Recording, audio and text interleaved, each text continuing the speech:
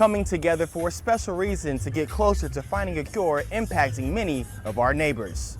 So this is a time for us to shine some light on that, but also raise awareness and funding for MS. I'm Terry Gilliam in the Southeast Tallahassee neighborhood. I spoke to one neighbor who overcame multiple sclerosis and how a community is coming together to get better access to care in our area.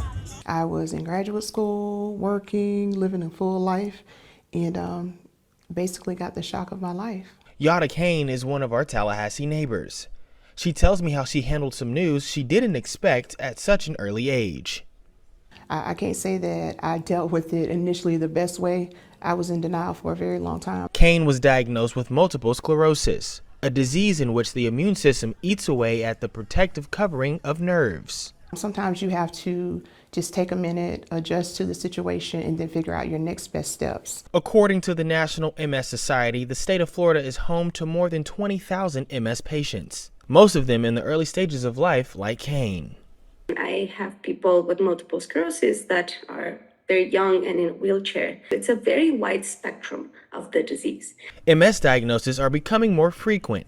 The National MS Society confirming nearly 1 million people are living with MS in the United States, more than twice the original estimate. Reasons like these are why neighbors are trying to take control of the disease. ABC 27 talked to medical Dr. Mayra Montalvo Pereiro to see if multiple sclerosis is well funded in research and the challenges surrounding it. So it is well funded. And so, yes, up until 30 years ago, we didn't have that many medications.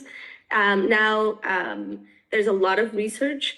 A lot of it's driven by pharma, and that poses a little bit of a problem because, as you know, the medications for MS are very expensive. Expensive is right. According to the National Multiple Sclerosis Society, as of February 2022, the median annual price of the brand name disease modifying therapy was close to $94,000. Saturday, Walk MS Tallahassee took place at the North Florida Fairgrounds, using their steps to help get access to better care for multiple sclerosis. Well, one of the first things I think you have to do is find a doctor that's a good fit for you.